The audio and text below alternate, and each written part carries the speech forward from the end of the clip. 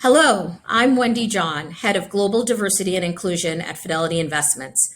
My pronouns are she, her, and hers. For each of us, the way we show up in the world is significantly informed by our own lived experience. It's important that we reflect on how those experiences have shaped us, since it impacts so much about us. The things we pick up on and pay attention to, the people we admire, the language we use, and the decisions we make. My story begins many years ago in the Caribbean on the Twin Island Republic of Trinidad and Tobago. I lived there until I completed high school. What you may not know is Trinidad has a very rich cultural background and very diverse population in terms of race, ethnicity, and religious beliefs.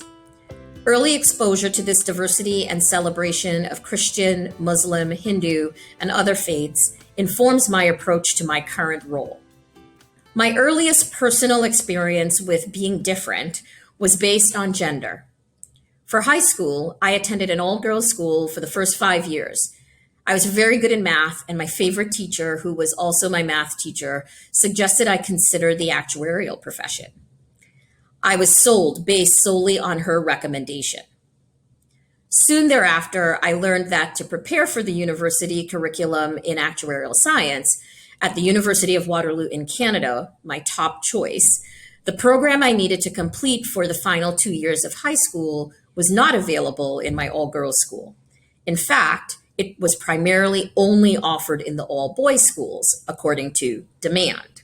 I navigated the complexity of rival high schools and competitive admissions to gain a coveted spot as one of the girls in an all-boys high school.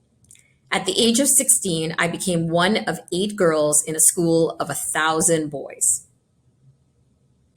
To say that experience prepared me for the rest of my life in North America is an understatement.